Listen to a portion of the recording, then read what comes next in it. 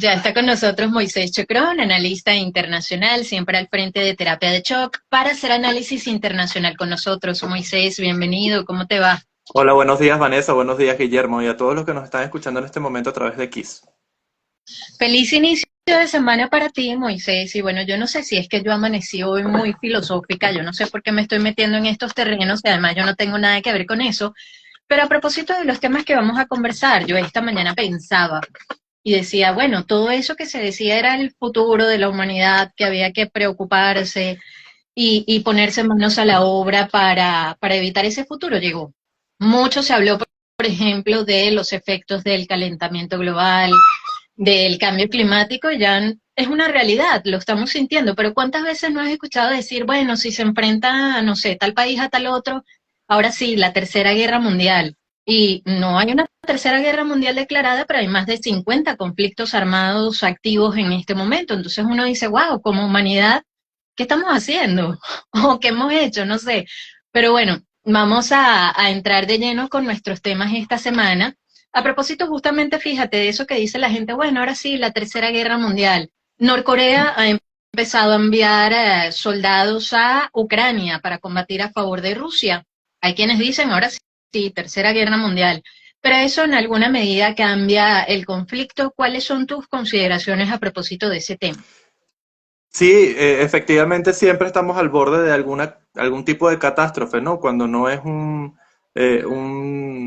desbarajuste climático total, provocado por el ser humano y el uso de combustibles fósiles, entonces es una guerra otra vez mundial, como las vividas en el siglo XX, a principios del siglo XX, y si no es una pandemia, entonces siempre estamos, y yo creo que en eso hay muchos medios de comunicación que contribuyen porque pues en esa búsqueda de tener cada vez titulares más llamativos y pues no nada más los medios de comunicación, hoy lo vemos incluso en redes sociales donde uno, por ejemplo, trata de entrar en un video en YouTube o quizás en Instagram y los titulares son realmente escandalosos y luego cuando uno entra pues ya y empieza a leer pues ya entiende que la situación no era tan exagerada como ponía en el titular.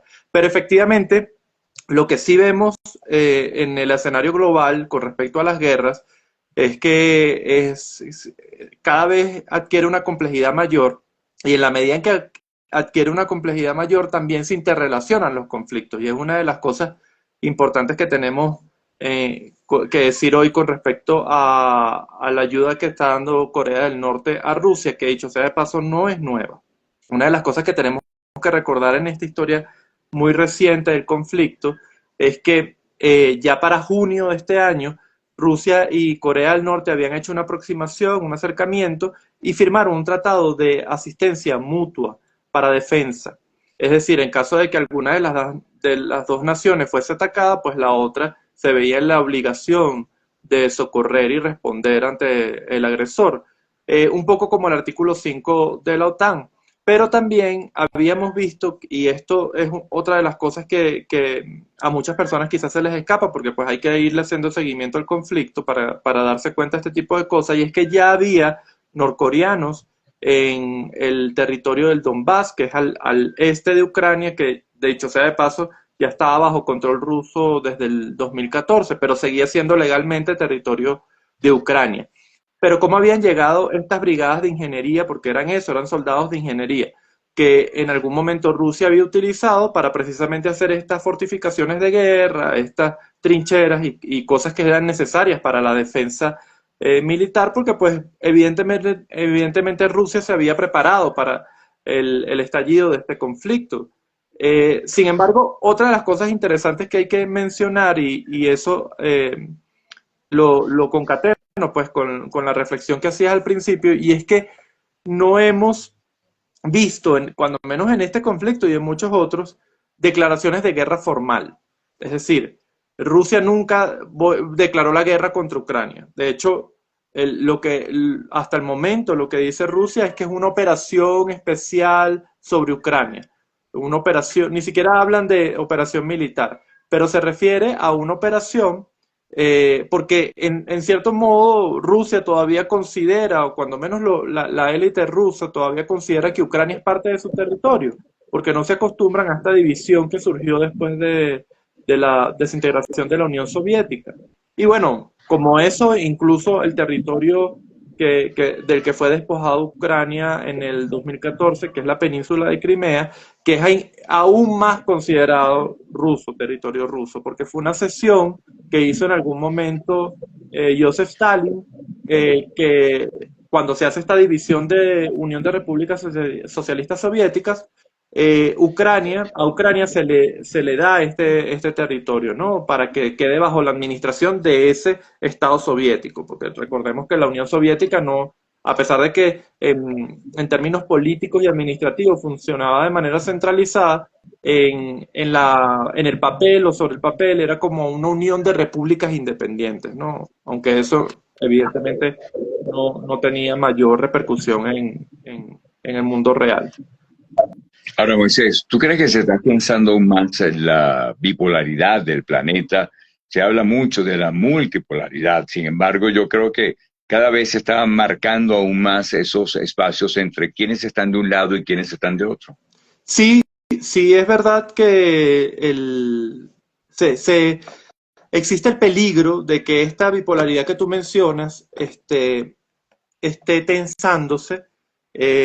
Ya vemos cómo hay algunos estallidos políticos, ¿no? No me refiero específicamente a la guerra, pero sí me refiero a las corrientes filosóficas o de filosofía política que confluyen en este tipo de conflictos. ¿Quiénes pueden estar a favor de una Rusia imperialista, es decir, de expansión territorial, y quiénes pueden estar a favor de la expansión de Occidente y de nuestro modo de vivir, ¿no? De la democracia como estilo de gobierno, de la libertad de expresión, como en Rusia durante años, porque esto no es nada nuevo, se ha oprimido a la población, se han restringido los derechos de protesta, el ejercicio de los medios de comunicación, cómo esto quizás se puede parecer un poco a lo que ocurre en muchos países islámicos, cómo estos polos con el tiempo pues se van engranando, y es que hay relaciones entre los conflictos de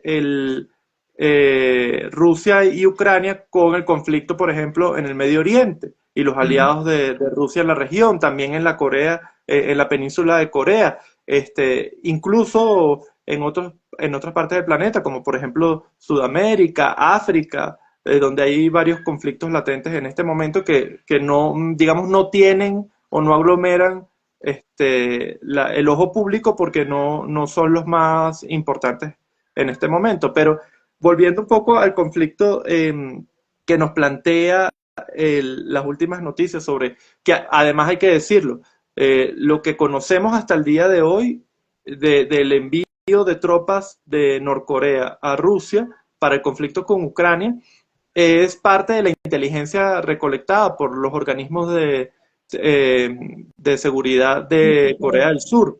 Ellos anuncian que entre 10.000 y 12.000 combatientes van a ser enviados o han sido enviados a Rusia. Esto no necesariamente quiere decir que todos estos combatientes vayan a ir al frente en Ucrania.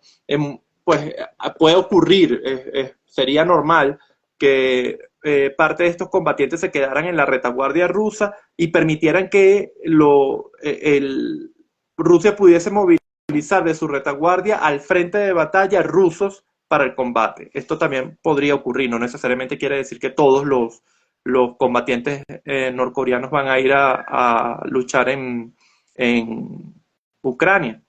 Pero por otro lado, bueno, tendríamos que decir cuáles son los beneficios que tiene Rusia o quizás las desventajas que podría obtener en estas últimas noticias que estamos viendo en la inclusión de Corea del Norte en el conflicto entre Rusia y Ucrania. Y una de las cosas interesantes es que habría que mencionar que si Rusia está admitiendo el uso de soldados norcoreanos, efectivamente es porque ha habido una debacle en las bajas rusas, es decir, ha habido la necesidad de integrar nuevos combatientes porque digamos, cada vez son más las bajas que ha generado Ucrania, y esto no es ninguna novedad, solo que es primera vez que vemos a una Rusia un poco más débil en tema de uso del personal, ¿no? De uso del recurso humano en la guerra, cuestión que no había querido admitir nunca desde el inicio del conflicto. Pero por otro lado, ¿qué gana Corea del Norte? Bueno, Corea del Norte en realidad está ganando varias cosas, quizás es el gran vencedor en esta alianza con Rusia. Y es que hay que mencionar que pues Rusia no nada más venía ya pagándole por el uso precisamente de estos ingenieros que le venía comentando que ya se encontraban en el Donbass, sino que además ya venía recibiendo recursos porque le había vendido a Rusia munición de artillería, que en esta guerra ha sido de mucha utilidad. Pero por otro lado, pues una de las cosas que se sospecha, todavía no se sabe con certeza, es que Corea del Norte ha estado enviando misiles de fabricación local de ellos mismos a Rusia para utilizarlo en el conflicto.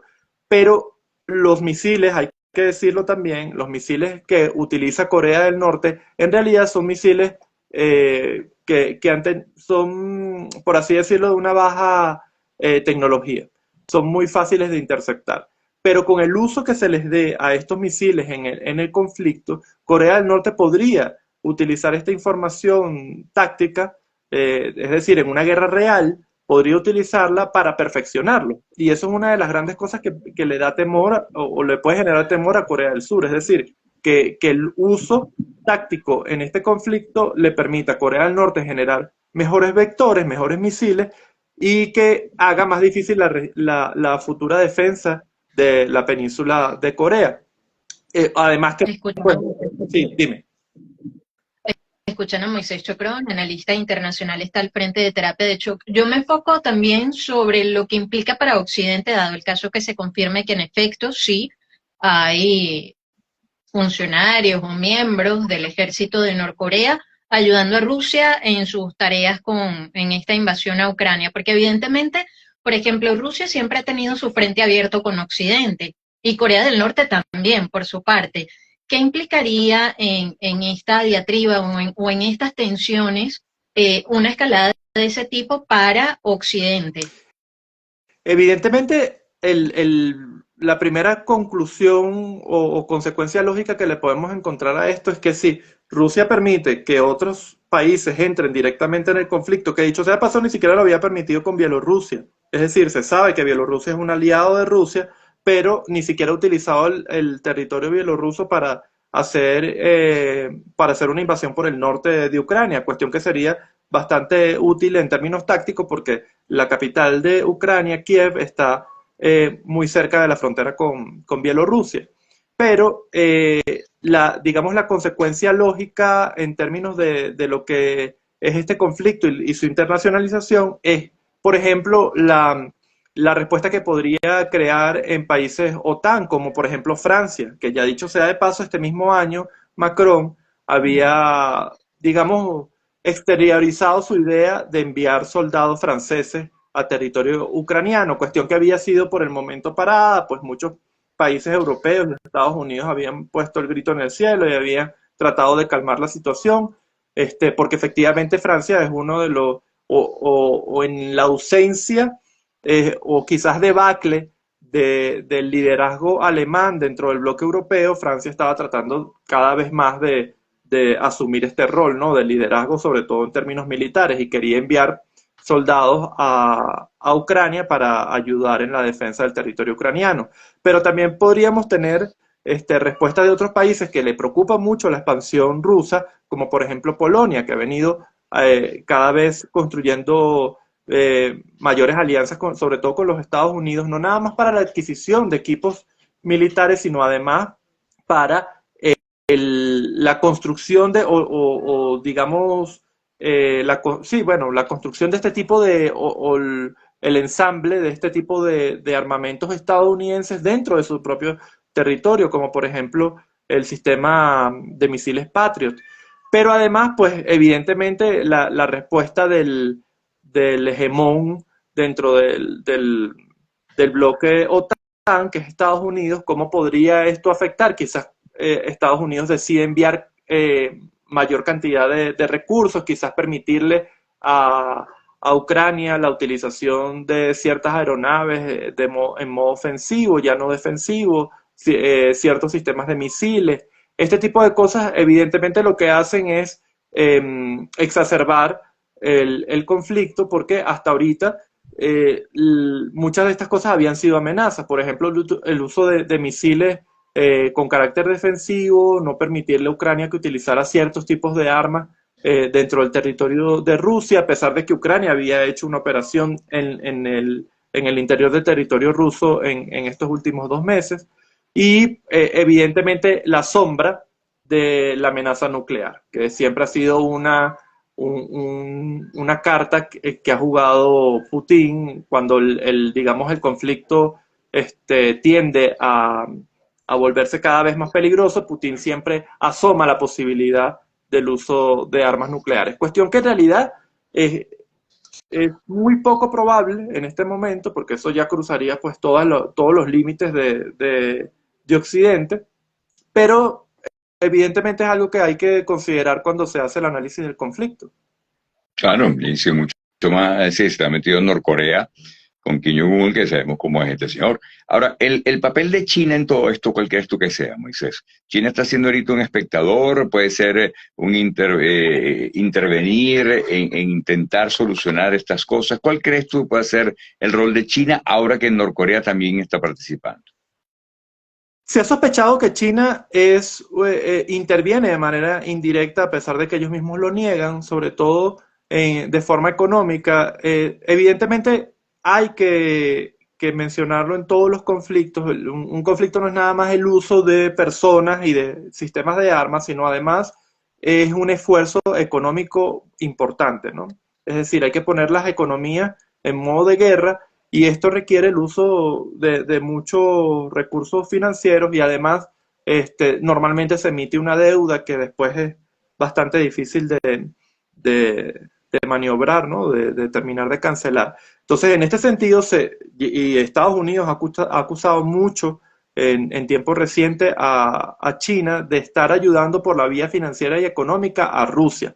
Pero y es que además, hay que decirlo, China es en realidad el aliado más importante de Corea del Norte. Se sospecha que, digamos, de forma ilegal le vende carbón a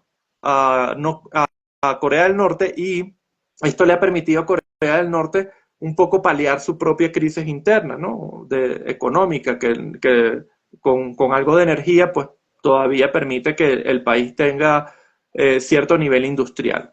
Pero además, en estos últimos momentos, se sospecha además que la intervención de China quizás no es nada más con energía o de forma financiera, sino que se supo en época reciente. Claro, esto tiene mucho secretismo porque al final no se sabe qué de todo esto puede ser cierto, pero y es que Corea del Norte ha enviado munición, sobre todo de artillería de 115 milímetros, un tipo de munición que se utiliza muchísimo, no nada más por la parte rusa, sino también por la parte ucraniana, y que se necesita en grandes cantidades. Se dice que ha mandado alrededor de 4 o 5 millones de este tipo de munición, y uno no entiende, bueno, como un país que está tan deprimido económicamente todavía tiene el potencial de producir municiones de artillería en millones. Entonces, lo más probable es que China, a través de Corea del Norte, porque China sí tiene, de cierto modo, tiene que respetar el marco jurídico internacional, pero Corea del Norte no. Entonces, lo que se sospecha es que China terceriza a Corea del Norte para entregar este tipo de municiones a Rusia. Escuchan a Moisés, yo creo que un analista internacional está al frente de terapia. De hecho, cambiamos de tema, Moisés, porque fíjate, hoy es noticia que Gran Canaria ha recibido el barco más grande, con la mayor cantidad de migrantes hasta ahora, más de 230. Y apenas la semana pasada, en esa cumbre en Bruselas, bueno, se ponía sobre la mesa un polémico plan impulsado sobre todo por la primer ministra italiana Giorgia Meloni, que habla sobre deportación de migrantes. Incluso ya se hablaba de una primera deportación a Albania, y también de parte de Ursula von der Leyen hay como una propuesta sobre construcción de centros de retención de migrantes en Europa. ¿Cuáles son tus consideraciones sobre ese tema, Moisés? Porque ha sido muy, muy polémico. Hay países que han apoyado a Meloni, pero hay otros que se han mostrado en contra. ¿Y por qué Albania? ¿Por qué deportarlos a Albania? Sí, efectivamente, Meloni políticamente se acaba de anotar un tanto dentro de la Unión Europea porque a pesar de las grandes críticas que se le puede generar por el tema, pues evidentemente de derechos humanos, de asistencia a personas que son refugiadas de guerra en muchos casos, ¿no? Y cómo la Unión Europea como bloque normalmente responde a estas oleadas de inmigración, lo que hay que mencionar en este momento es que Giorgia Meloni hizo todo esto al margen de la Unión Europea, es decir, no utilizó el marco de la Unión Europea, sino que lo hizo, digamos, de una forma directa, ¿no? Con Albania. ¿Y por qué Albania? Precisamente porque es un país no europeo que se encuentra en el este europeo y que permite, por la cercanía geográfica con Italia, que Italia coloque oficinas dentro del territorio albanés y allí procese a los que solicitan asilo, ¿no? La mayoría, hay que decirlo, la mayoría de los países europeos los que más reciben migración son precisamente los países al sur de Europa, Italia, España, en alguna medida Francia ha recibido grandes oleadas de migrantes, sobre todo de estos que provienen de África, ¿no? No nada más por conflictos bélicos, sino además por catástrofes humanitarias que suelen ocurrir en estos territorios. Ahora, Moisés, Sí, dime. Continúa tú. Pues lo que te quería preguntar para que lo agregues al comentario es, Sí. ¿qué tanto el derecho internacional y el derecho humanitario exhorta a los países a recibir justamente este tipo de migración? Bueno, el derecho humanitario en realidad no lo hace, no obliga a nadie, pero cada vez se ha construido dentro, sobre todo de las Naciones Unidas, y lo vemos porque existe un organismo especializado que es la ACNUR, dentro de las Naciones Unidas, que es el Alto Comisionado de las Naciones Unidas para los Refugiados, y es que se sabe que existe este fenómeno social cuando existe un conflicto o hay algún tipo de problema interno dentro de un país. Se generan grandes oleadas de personas que están buscando una mejor calidad de vida, o cuando menos una calidad de vida muy básica, ¿no? Poder acceder a un trabajo, a los alimentos y digamos, a sociedades un poco más seguras, empiezan a existir estas oleadas, ¿no? de migración. En realidad ningún país está obligado legalmente a admitir refugiados, pero sí existe cada vez más esta tendencia política en decir, bueno, es un tema humanitario, debemos abrir nuestras puertas, sobre todo cuando la izquierda internacional ha tenido una posición muy a la defensa, ¿no? de los refugiados. Sin embargo, no existe en realidad una obligación legal interna dentro de cada país que diga, bueno, es verdad que se debe recibir a estos migrantes, pero estas oleadas producen problemas dentro de los países que las reciben, normalmente, digo. Sí. Porque lo vimos, por ejemplo, con Alemania, cuando recibió a una gran cantidad de sirios desplazados por el conflicto interno, la guerra civil siria. En aquel momento todavía Angela Merkel era canciller alemana y ella tuvo una política de puertas abiertas con respecto a estas oleadas migratorias, pero después hemos visto cómo cuando los países no adaptan sus sistemas internos para la recepción de estos migrantes ilegales, tienden a generar un conflicto social. Y esto en realidad ocurre básicamente por dos vías, ¿no? Primero, porque cuando una persona está dentro de un país nuevo, por así decirlo, con una cultura diferente, idiomas diferentes, pues necesita evidentemente crear un sustento, ¿no? Para él, incluso para su familia. Y tiene dos opciones, básicamente, o trabajos ilegales o delincuencia. En ningún momento quiero hacer apología de la delincuencia, pero en realidad, pues, en caso de que los migrantes no puedan acceder a un trabajo, aunque sea ilegal, pues van a tender a la delincuencia. Es un fenómeno real. Esto tiene también dos consecuencias. Por un lado, los trabajos ilegales son atractivos para algunas empresas porque no tienen que pagar una gran cantidad de cosas que tendrían que pagarle a un trabajador nacional que sea legal, y eso crea la sensación en la sociedad de que los migrantes ilegales están quitándole trabajo a los nacionales. Y por el otro lado, en la delincuencia, evidentemente es un tema de seguridad civil, ciudadana, y que termina generando grandes oleadas de xenofobia. Y esto lo hemos visto, porque estas dos cosas se materializan básicamente en una confrontación social y política dentro de estos países que generan además respuestas como surgimiento de nuevos partidos políticos. Giorgia Meloni, de hecho, es producto de este surgimiento de partidos políticos, los Hermanos de Italia, es el surgimiento de oleadas anti-inmigración y de quizás nacionalismos exacerbados. También lo hemos visto en España, por ejemplo, con Vox. Y fíjense cómo son estos países de los que venía hablando al principio, Italia, España, un poco Francia con Le Pen, cómo son precisamente los países donde han venido surgiendo cada vez con más fuerza oleadas nacionalistas y anti-inmigratorias, ¿no? Y que cada vez, en la medida en que va pasando el tiempo, pues, y se van celebrando elecciones, cada vez van tomando mayor fuerza política.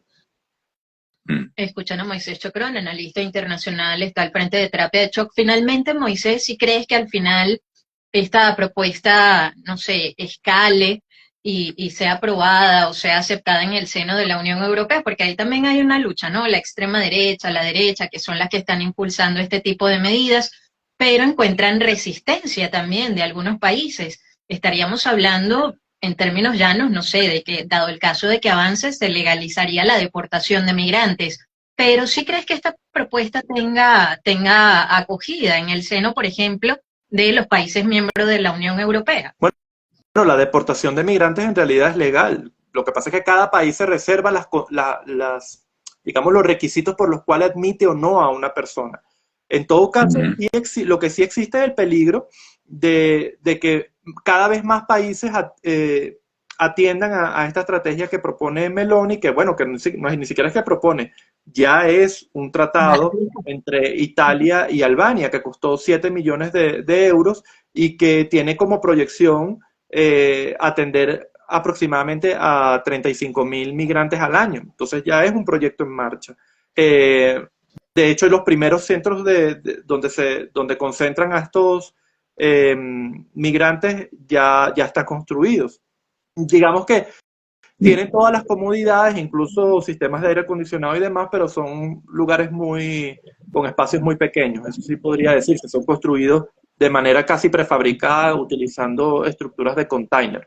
Pero por otro lado, pues hay que mencionar, y ya lo asomabas tú, Ursula von der Leyen en realidad ha sido reelecta en su cargo europeo precisamente con el surgimiento de la derecha europea en las últimas elecciones este año del Parlamento Europeo. Quiere decir que Ursula von der Leyen le debe el puesto en una medida, y yo diría cada vez más creciente, por así decirlo, le debe su cargo en buena parte a partidos de derecha europeos. Entonces ella tampoco puede disociarse de esta realidad y dejar de responderle a esos partidos. Entonces, lo que puede ocurrir en este momento es que cada vez más países europeos vean esto como una posibilidad real. Y además, si la Unión Europea no actúa rápidamente y adapta sus canales de recepción regular de migración, lo que va a hacer es que cada vez más países europeos tomen esta decisión de manera unilateral, es decir, negocien por fuera del bloque. Y esto, a la larga, sí produce un problema legal en Europa, porque es que en realidad debería haber una posición como bloque. No nada más con respecto al tema de migración, a temas económicos, de comercio, derechos políticos, civiles, humanitarios, pero este primer paso de que cada país negocie con otro, con un tercero, el tema de cómo procesar a los migrantes es un peligro para la Unión Jurídica Europea. Sí, definitivamente. Hay un concepto que me gustaría conversar, quizás no en este momento, Moisés, pero sí en otra oportunidad, que es el de la aporofobia, que es la fobia justamente a la pobreza, a ese migrante que llega a un país receptor con necesidades importantes y que obviamente forma parte, más que forma parte, viene a afectar el sistema social de ese país, recursos, etcétera, porque no es igual que venga una ola de turistas, que lleguen 2.000, 3.000 personas a gastar su dinero, esos son turistas, son migrantes, ni siquiera migrantes, son personas bien recibidas, que aquel que llega con una necesidad. Entonces, allí hay una diferencia importantísima. Bueno, y hasta contra el turismo masivo ahorita hay un movimiento en toda Europa, pero será entonces tema de conversación de otra entrega. Moisés, como siempre, un gusto conversar Un abrazo. contigo.